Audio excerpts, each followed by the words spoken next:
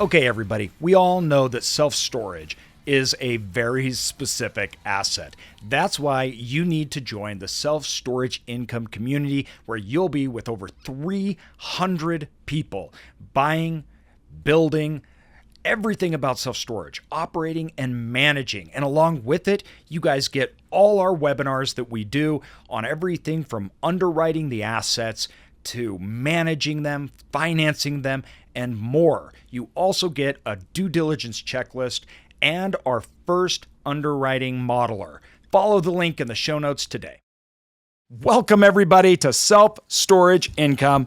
And today I'm very excited for my guest because, as you guys know, I'm obviously obsessed with storage and also obsessed with technology, where the industry's going. So we have Jonah Hall, who's a co-founder of Smartlock Self Storage. Very passionate about the industry. I'm really excited to have him on here to tell us about what they're seeing in the industry, and especially on this topic of technology. I want to get opinions because that stuff has been moving really quickly. All right, so with that, let's bring him in. How's it going, man? I'm doing well. Thanks for having me on. Appreciate it. Well, I appreciate you coming on. Now, do I got this right? You're from Texas. Actually, I'm from Missouri, Okay. but yeah, I've been in Texas for 7 or 8 years now. All right, nice. Yep. Where at in Texas? Obviously, you don't need We're your in address. Garland, which is a northeast suburb of Dallas. Awesome. So we're basically in Dallas. Okay, nice. Yes, I was sir. in Dallas for the first time 2 months ago at a buddy's wedding, and I've been to a lot of other, or excuse me, no, not Dallas. It was Houston. So I've been to lots of places throughout Texas, but I'd never been to Houston before, and I was really shocked by it. It's just growing, and everywhere. it's so big. It's like Texas is so big. There's so many people. There's so much going on. And I think a lot of people outside of Texas fail to grasp the size of the economy of the cities. It's, I think when you think big cities, when you think big economy and stuff, you think, California, New York, even Washington, and, places like that where, they got like Washington, all these other places, even New York, I feel like it's just all concentrated in one area, but Texas as a whole is just, it's huge. Yeah, and there's multiple cities.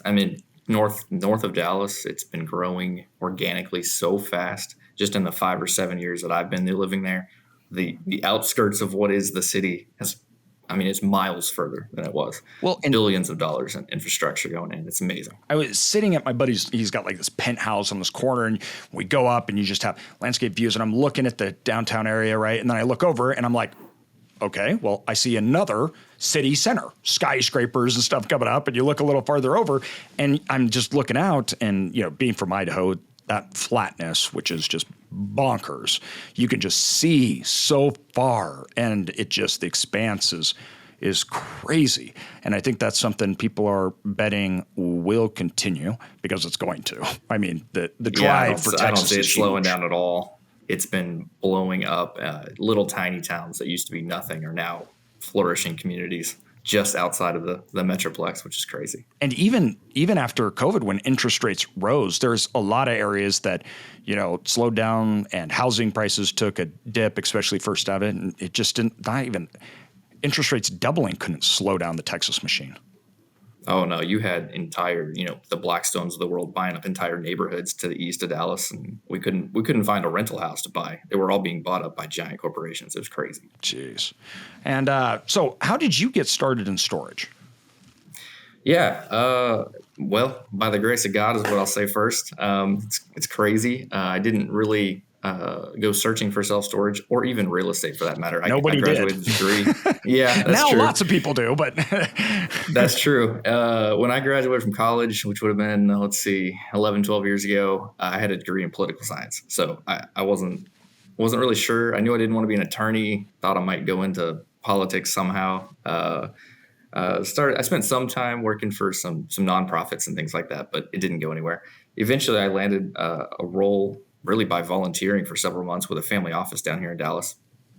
They were an oil and gas family, and they had spent the last 25 years building really great wealth, but they had been amassing a real estate portfolio on the side, all through 1031 exchanges. So they had mostly retail, Dollar Generals, Walgreens, things like that. And I managed that property portfolio for a couple of years. So one of their properties, it was already vacant actually when I took over the role, but I was brand new to real estate. So a year or two into the role, they're like, hey, go figure out what to do with that little Dollar General. And so that was our first self-storage footprint.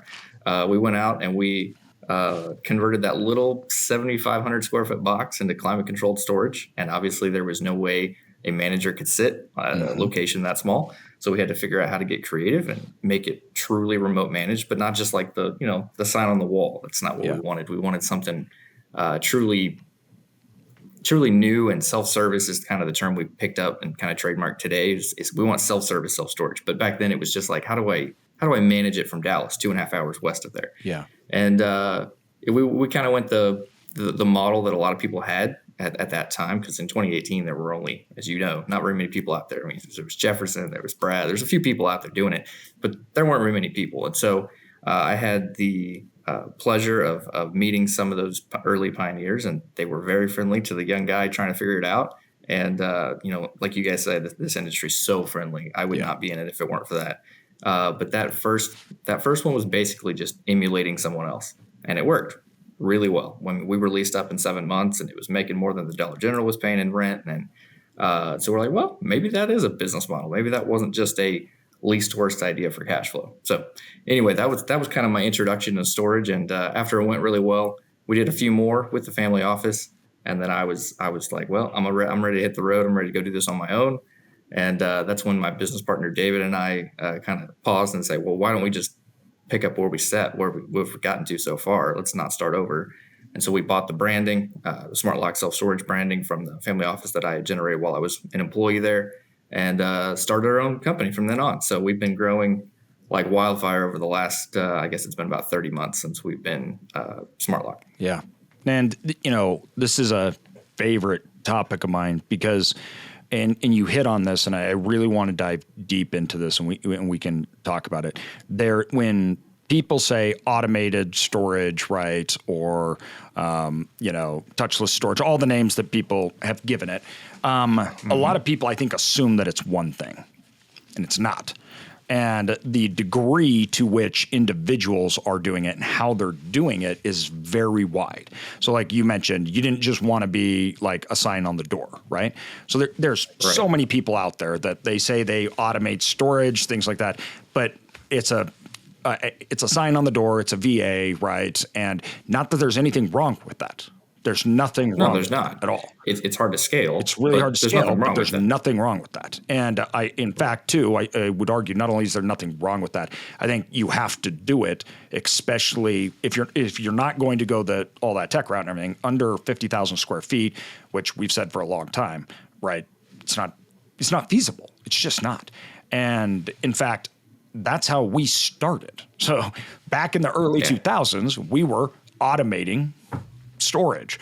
It just didn't have tech and everything, but we had one person that was contracted that would go on site. Everybody else called, and we handled things through emails. But we'd been doing that since 2000 and the early 2000s. Why? Because you had to. You couldn't afford a full-time manager. So everyone the tech stack has changed dramatically. It's completely different than even when I started, and that would have been late 2017, early 2018. So that was that at that time, people thought I was crazy because we wanted to go cashless. Yeah. All right. Well, people still think you're crazy for going cashless, which blows my mind. But me too. Anyway, that is something we were doing in 2018. We were doing online rentals, right? I mean, obviously that now it's like, if you don't have online rentals, you can't even keep up. Yes. Back then it set you apart. It was like the one you made every rental after hours, period, in every market you went to if you had online rentals then. Now it's, obviously you got some sophisticated competitors around you. Yeah. The one thing I would disagree with you on is the footprint thing. We've been able to successfully do this with a scaled process at even much smaller footprints in smaller markets.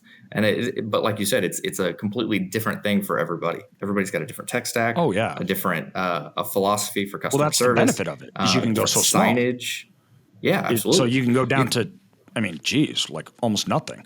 In fact, the smaller you go, the more important your tech stack is, because true. You have to that capital, the cost of individuals to do anything, even if it's just VAs. It doesn't matter. That smaller you go, that expense ratio just blows it out of the water. So I think that your tech stack is more important than ever the smaller that size goes. If you have 10,000 square feet, cashless, online rentals only, right? And it's just, you've got to have that really dialed in, because one little thing, one cost, right, has a huge impact on that revenue.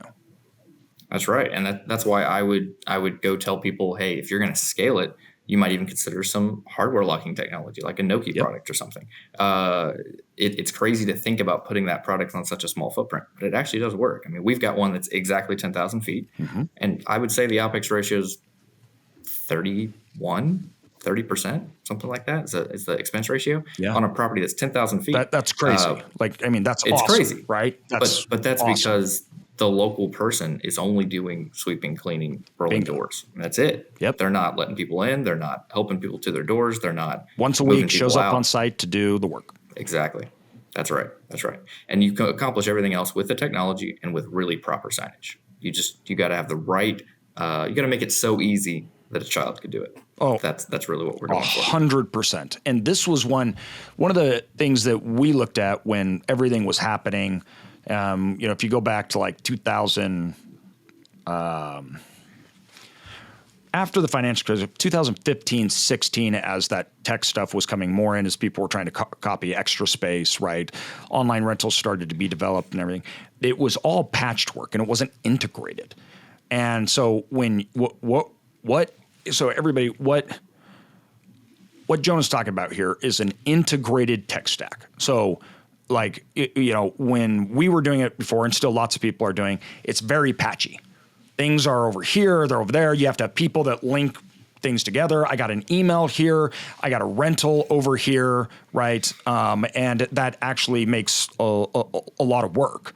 And so it does. It does. And we realized that at the first. We're like, okay, it has to be integrated.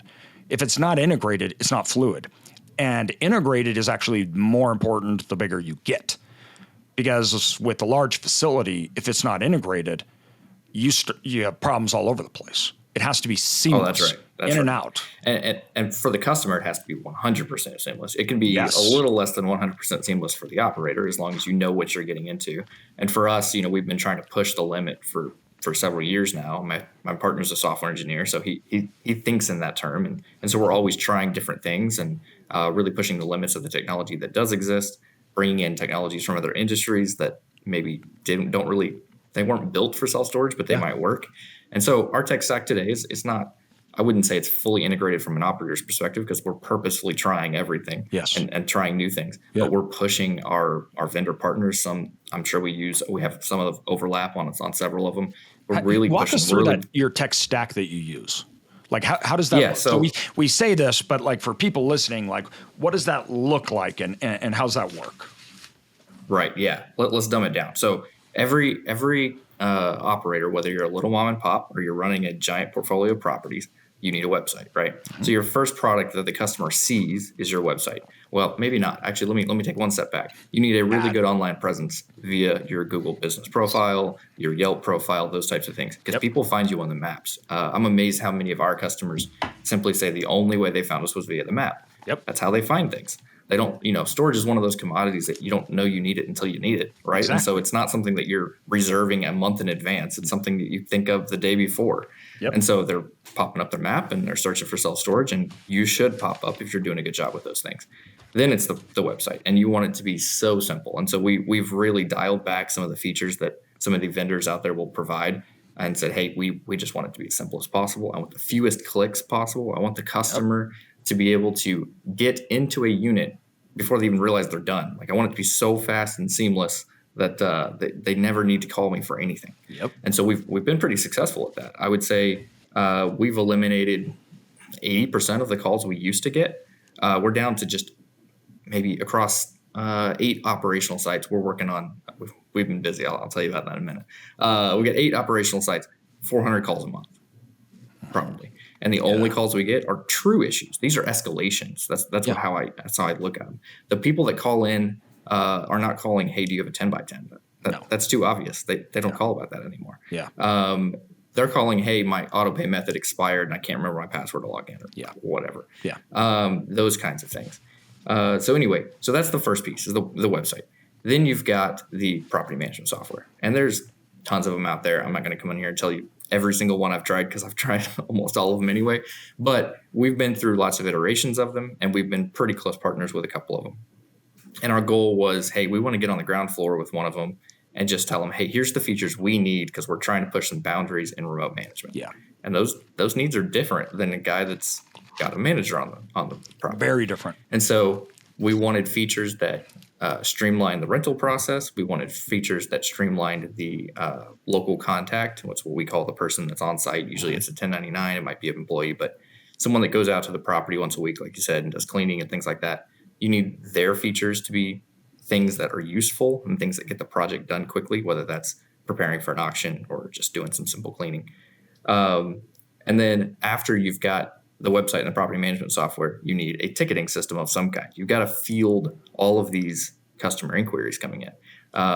You could do that via one of the major platforms that are out there. You got the Zendesks and the Freshdesk and those types of things of the world. Or some of the property management software has some of it built in.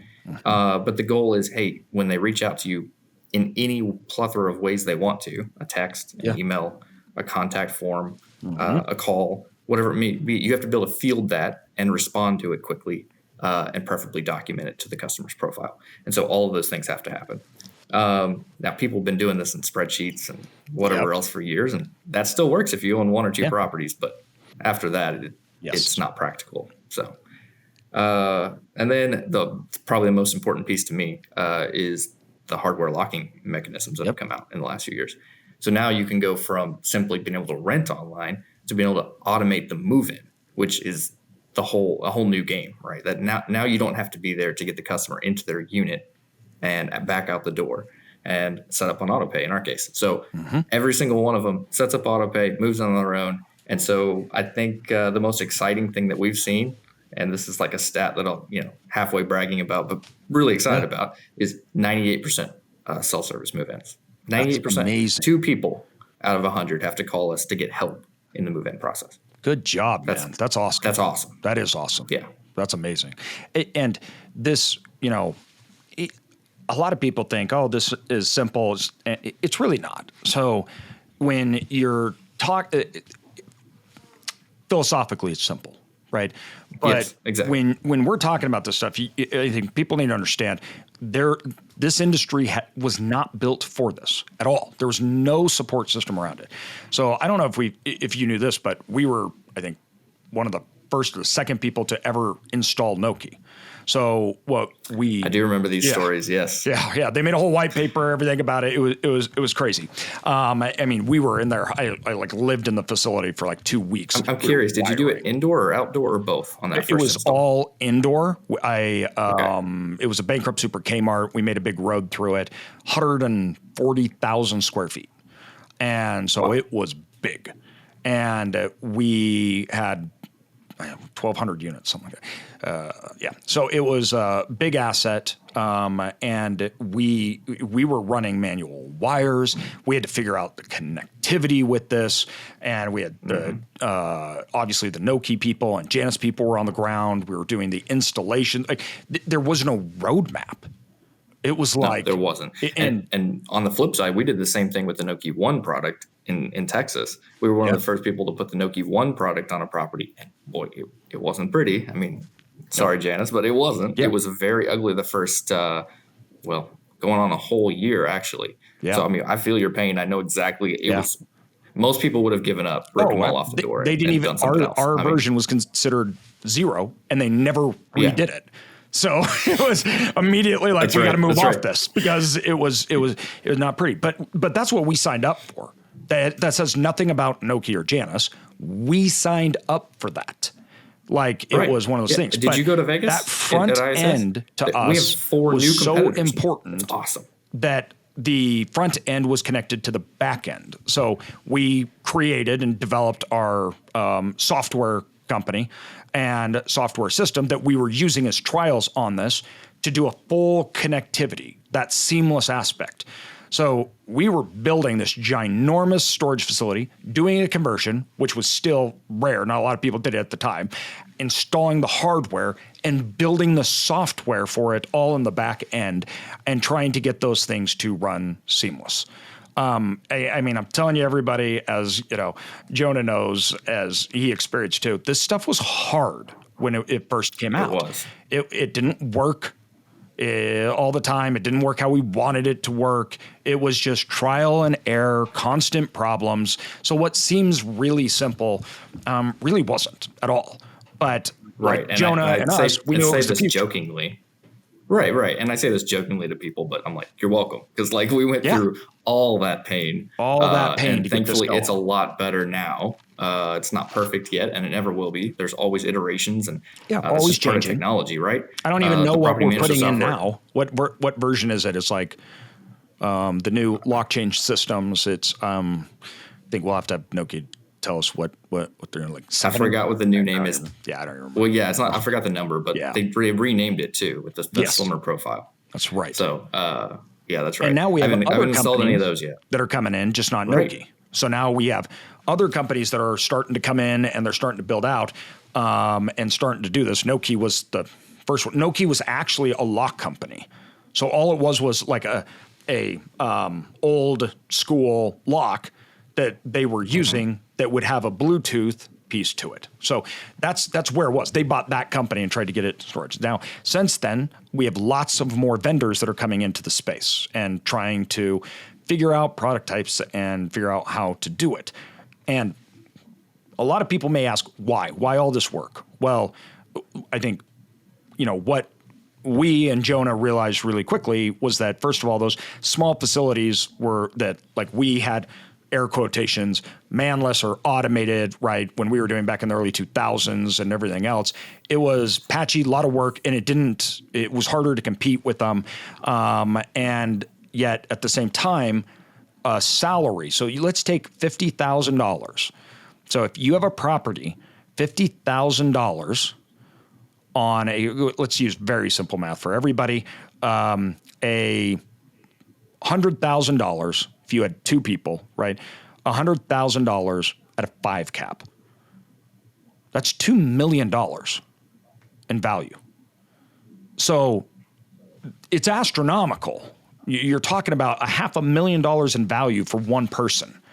And when you're dealing with a small facility that you're buying for $600,000, it's not feasible. It's not doable. And most of the time they can't even cash flow. So then it becomes, how do we do this outside living in that city, right? It's not like this was extra or added on to a large segment of the industry. It was necessary because we were already doing it. We just didn't have tech and the integrations to do it well and to really compete and to optimize. So most people today, like we view it as, if you're not doing this stuff today, you're literally building a facility that's like 10 years old. So, or you're building a facility for you or I to buy. Yes, exactly. And convert. Yeah. That's what you're doing. You're building an asset that we're going to end up buying if you're not going to convert it to the new way of doing things. 100%. You're right. I mean, there's two things you get out of all of this automation. You get a better bottom line, which is obviously the most important thing to most investors. And I think you actually get a better customer service experience, which may be pushing the limit here, but I think it's a better customer service experience than most of the ones I've experienced when I go secret shop facilities. And I'm doing like today, I'm up in Des Moines, I'm looking at properties and I'm walking in, these managers aren't there. They're supposed to be there. Yeah. They're not there, even at the REITs. Yep. When they do show up, they're halfway, nice. Yep. They're not very helpful. Then they're off with tenants. They're back in the back facility, put the door, sign on the door, be back in 20 minutes or whatnot. So all of a sudden, even when they are there, you have 30% of the time, they're not even in the office. Right. And now you've got the ability to offer customers self-service. That's what they want in everything else. I mean, we have self-service at fast food places, at hotels, at everywhere. Yeah. Like, why not self-storage? Well, and two, one of the things that I hear a lot of people say is you're trying to get rid of managers. And for us, that's not true at all. So that one facility that I mentioned is 160,000 square feet right now. That we will never not have a full-time manager there. It has 1,600 units. the expense of the manager is irrelevant at that asset. It's so big, it makes so much money and everything, and we have to do so much on it. It's like, it's not. Now, what is, though, is if we didn't have this stuff, we'd have to have all these managers. It would be an absolute pain. We couldn't be competitive. So for us, managers play a different role. We're able to change the managers' jobs. We have rovers. You're able to let managers do what they should be doing, moving manager locations like we're doing, where it's like internalized. So it's not like like for us, it's a move up. We want our people to do better work. They should be doing better things, right. Not returning calls and not, it's like, get rid of that whole part. And make it so people can do much higher level and impactful work on the business, because that cost is so great that if I'm paying it, I want them to move the needle. Right, exactly. And with this model, you can let the people on site focus on property management, if you will. Yes. And then pay whatever you want for high quality customer service people that are actually going to handle those things. Absolutely. And not hopefully get somebody that's decent at both. No. Right. And two, people have to do this stuff. So I tell people everything. We got to phrase it. We're not talking about ATM here. We're not talking about, it's not just like, they go onto a website, purchase a product, and it's drop shipped. That is not what we're talking about here. The tech stack, not at all. Not at all. That is not what we're talking about. And I think a lot of people get that very confused. They think, I can just use technology and it's like an ATM. And I've seen that, right? Like there are companies out there doing this kiosk system where, like an ATM, it vends locks and all the different things. Personally, that's not what we do. We're of the belief that your phone is your kiosk. Like everybody already has their credit card information, we don't believe in address, kiosks. their name, their emails, stored in your phone. It's already there. It takes half the time to rent a unit on your phone. No, I believe if they have to go to the store and use a kiosk, you've already lost 50+% of your customers. Yep, agreed, fully. And so when we look at this stuff, these are properties. We have people, we have tenants, they're moving through. There's work to be done, everything. We can simplify, and what we're really trying to do is simplify the acquisition process and the customer experience. So when you look at, when you were just talking, which I love, you walked through. So you got your ad, your websites, your property management system, ticketing, these physical asset, and then the last thing I would add to that is the move out process, which may include the auctioning off of things, right? So this process, you have one side, which is the tenant's process, but then you have another side, which is our process, running the business, running the physical asset, right? All these things. We're trying to simplify and streamline the customer, because people I was talking to somebody, and they're like, people really want to go in and see a friendly face and shake hands and stuff. And I go, this is storage. This isn't no. They don't. Nobody that's wants silly. to do that. Most people don't want to be having a storage unit. That's not like, they're not like, I can't wait to go get my 10 by 20 and rent out a storage unit. It's not something people are saying. And then if you're under 30, you don't want to talk to anybody anyway. Exactly. If you're under 30, you literally would rather interact with your phone than a person. So give them the option. Yes. At a minimum, if not make it a requirement to rent a unit. Like at our facilities, you cannot rent a unit any other way than online. That's just how that works. Yeah. And so you set that expectation on the front end, and we're basically changing the expectations of our customers. Now they walk in knowing, hey, this is a smart facility. I can rent on my phone, I can move in on my phone, and I can move out on my phone. So I don't need to sit there and go talk to the lady in the office, and hopefully she's nice, or hopefully she's in a good mood today. Yeah. I don't have to do any of that. I can move in and go about my business. Yep. And then, of course, the most impactful thing that I think people really overlook is the ability to now move in people after traditional business hours. Exactly. That makes such an incredible difference. It's mind-blowing. So it's mind-blowing. I've actually done the stats across all our properties, everything. 40% are after traditional business hours. 40% that come to rent, come to everything else like that. It is after traditional business hours. Yep. And are you counting any hours on Sunday? Because Sunday's a huge day for us. We did, I think, a half actually, day on that's Sunday. a really good point. I think I may be counting literally just after the day hour stuff. I'll have to go back and check that. But you're right. It's probably higher than that then. I think it's probably higher because most places aren't open at all on Sunday, or if they are, they're open from noon to 4 Yes. or something. And so you get rentals on Sundays like crazy. It's a peak day for us. Yep. And all the other competitors are losing out on every single rental that day. In our markets, at least. We're not in major markets. We're in a lot of secondary, tertiary markets.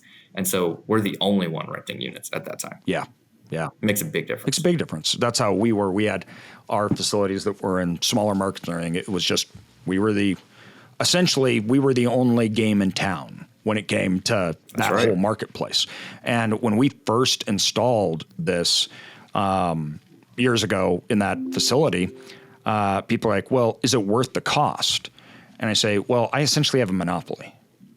So anyone that comes in through these hours that wants to rent and move into their facility, I am their only option in this huge growing city. Just me. So what is the cost to be a monopoly? I'll tell you what. We filled up in 8 months, and we're like the highest prices around everything else. It's a huge difference.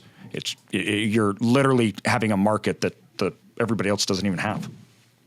Yeah, and then that gives you the ability to go buy all the other little assets in that facility too, in that town, as well. Because now you're highest priced, you're still getting all the rentals anyway. So you basically force your competitor to sell to you or figure it out.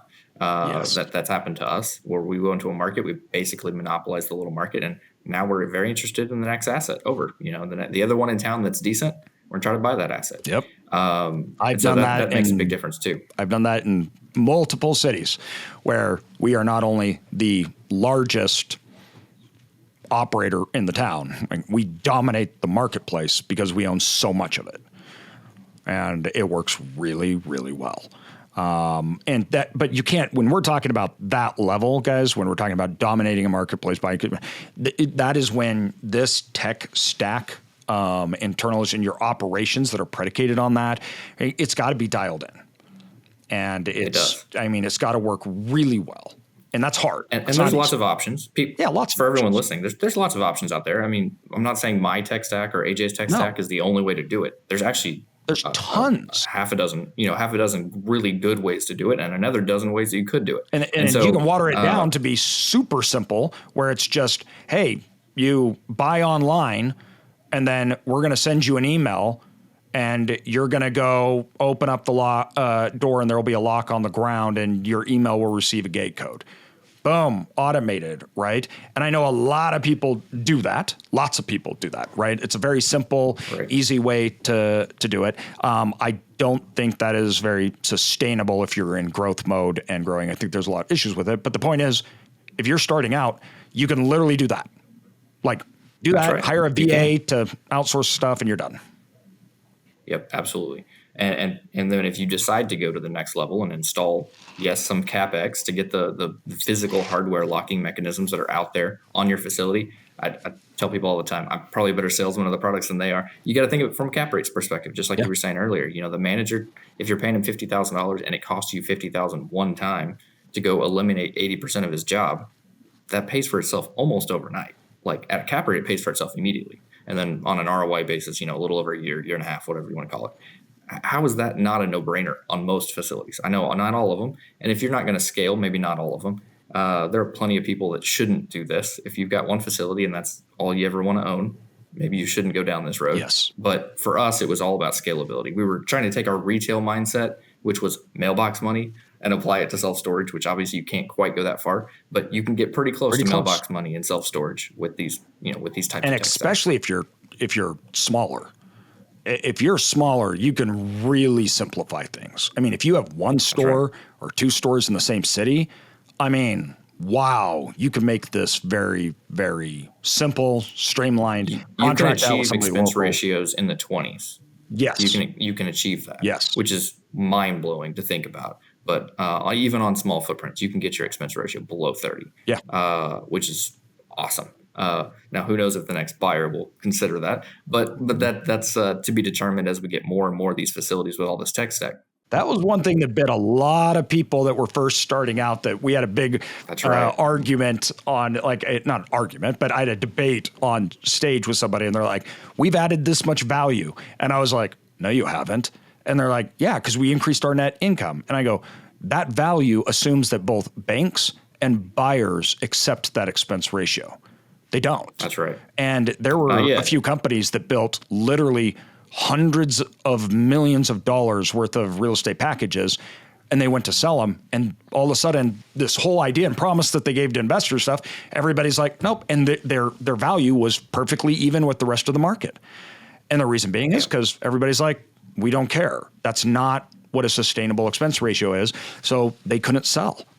And it's that, that comes with innovation, where you're like, okay, innovation's great, but you also have to align yourself with the reality. If you have a 20% expense ratio, that doesn't mean anybody buying that will ever accept that, or a bank will even accept that. It will be something from more. a lending perspective. That value's then gone. That's right. And that caught a lot of people. Right. And so for us on the development side, that was a big consideration. We're like, well, we know the answer is no today.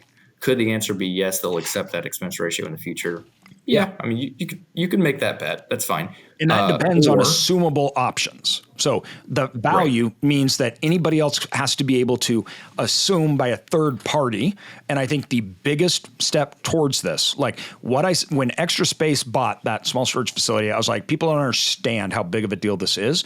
Why? Because it just made a business model that frankly was great on cash flow, but irrelevant when it came to equity and flipping them, because your whole business model, I'm going to drop expenses in half and then I'm going to flip it and look at all this value we caught. It didn't work at all. And so now, that was the first step, because it can't be just someone else that says, oh, I can do it. You have to have a third party option that is viable, just like storage would never have lower cap rates prior to 2008. Why? Because institutions want to play, because they couldn't operate, so it didn't matter. So cap rates were really high. Extra Space and others that came and gave an institutional third-party option, then cap rates went down. Why? Because now we have institutional grade options to allocate capital to this market. That was the first step on the path. There is when we saw that move by Extra Space. And boy, was it exciting. Like we were celebrating on our end, because that's what we've been doing for the last 3 years, is building that kind of portfolio.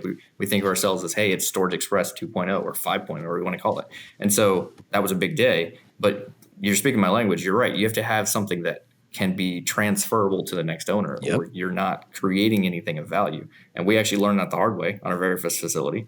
None of the leases in the country, including Texas, which has a great self-storage lease, had any language about any of this automation, any of this technology, any of these overlocking mechanisms that existed. And so we went and wrote our own lease.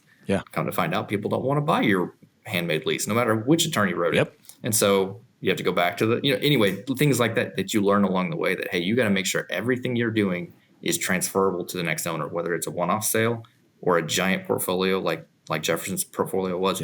And then most excitingly with his sale was, Extra Space is one of the only people that could have bought that. No private equity group would have bought that, because then they wouldn't have had anybody to manage it. Exactly. Right? He couldn't. Only an operator can buy that. That's right. Right. He couldn't have exited any other way except to a REIT or some very large operator, someone that could see the value. He was the first big one to ever be able to exit.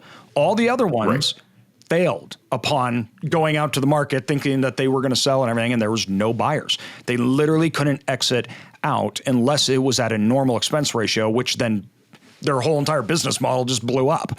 It was like, well, then why are we even doing this, right? So that was huge, really, really important. But you're right, it had to be Extra Space. It had to be. Yeah, that's right.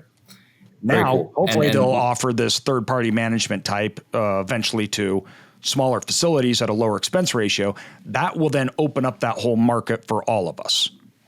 We're betting on it by huge amounts. So we've invested tens of millions into technology and our tech stack and everything, because I do believe it will be more. I believe that market will open up, and I believe that it will go bigger. But it's going to take one of all those property management companies to offer third-party management viable at those expense ratios, and that is a viable option for people.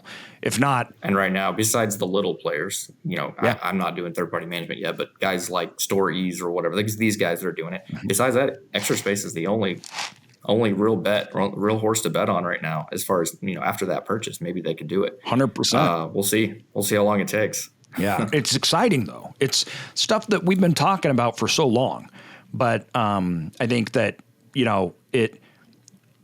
we can talk about it. We can build it. I mean, we've been building this stuff for 10 plus years trying to get there. I mean, but it was always with the knowledge that you're so far ahead of the industry as a whole that there's only so much you can do, right?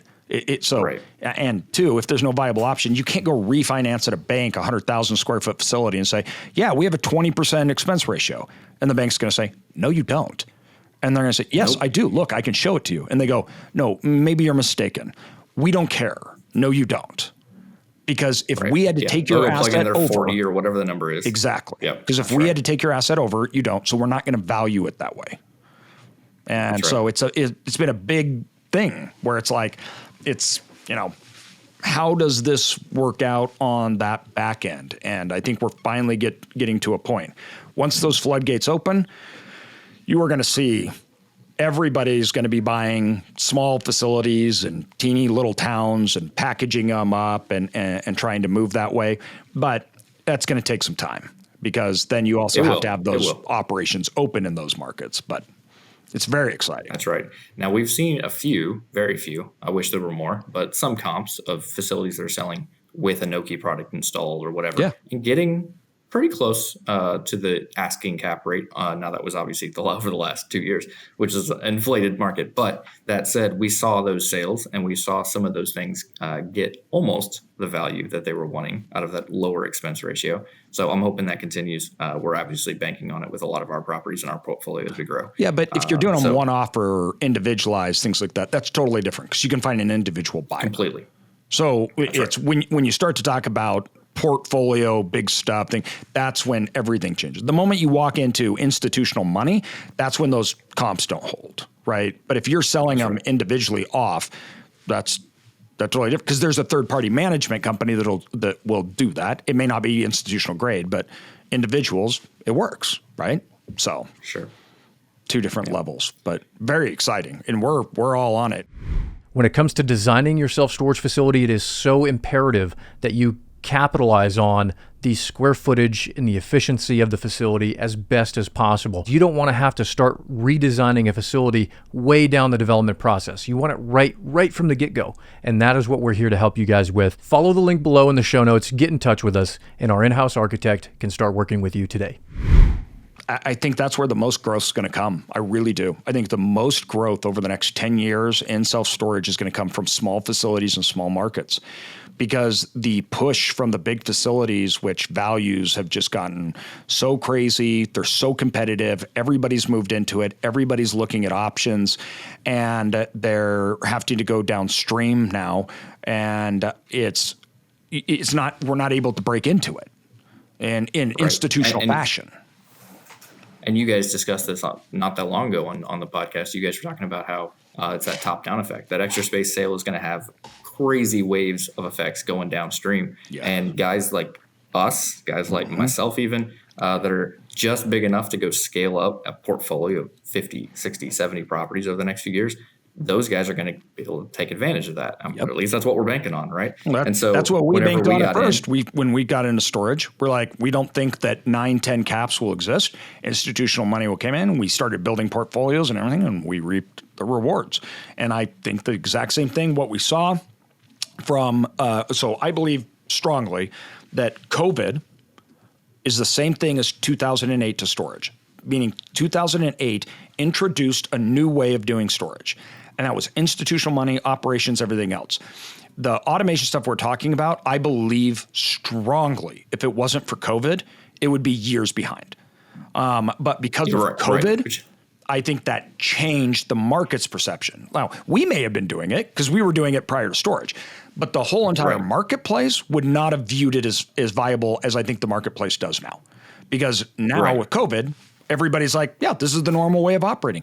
And the technologies in the rest of the marketplace started developing at mass to facilitate things for COVID. That just hyper drove it, and that changed the way that everybody, I think, viewed that.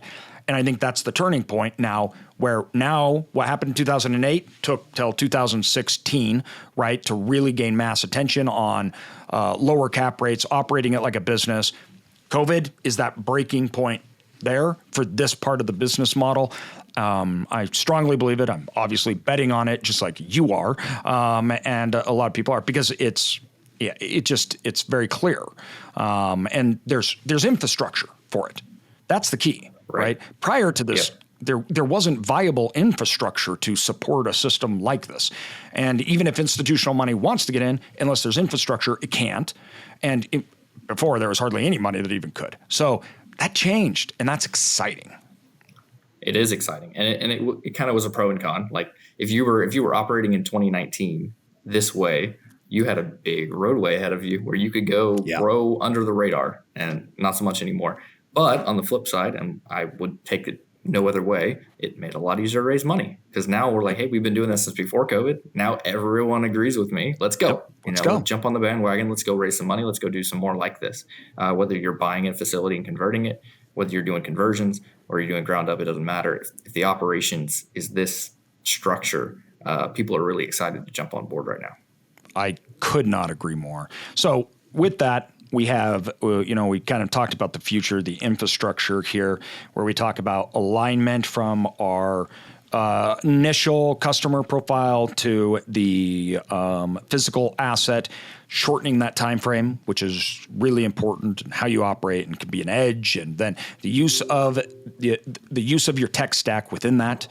Then we talk about the future, the kind of the barriers that are coming, right?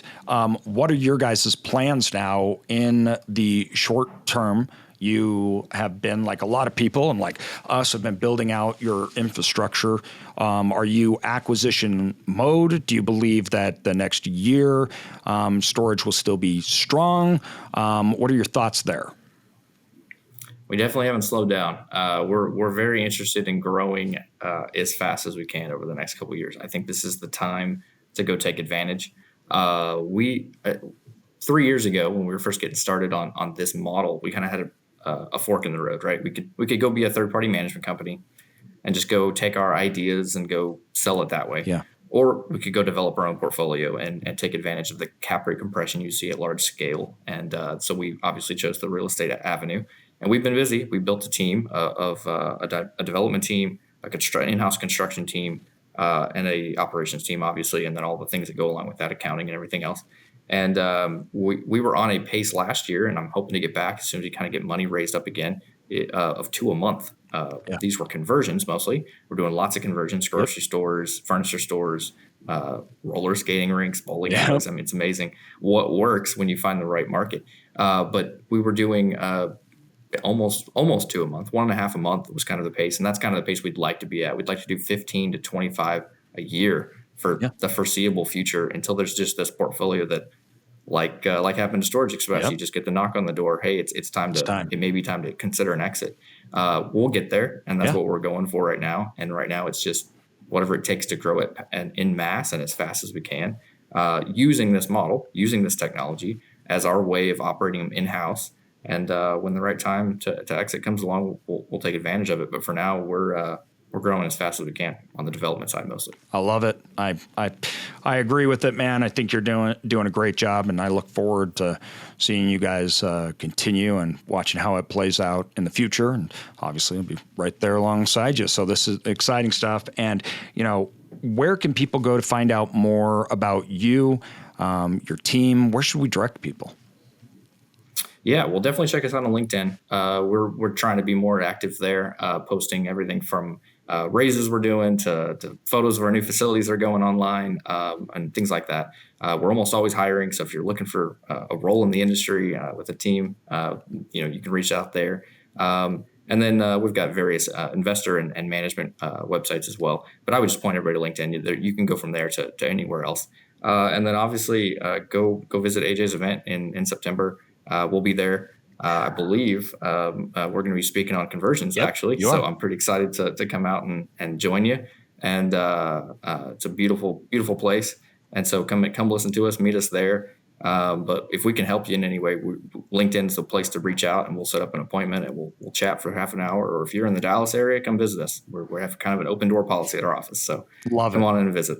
That's awesome, man. Yep. And everybody come join us. We'll all have a blast. All these links, everybody, are in the description here, so you can go follow and connect. And with that, man, thanks for coming on. Thanks for sharing what you guys are doing and being so open. Appreciate that. Awesome. Appreciate it. Thank you. See you. Thanks, everybody. You guys support us so much that we want to support you. That's why we're giving our audiobook away for free. Leave a review on the podcast, send it to us from the link below, and we will send you the Growing Wealth in Self-Storage audiobook completely for free. Thanks, everybody.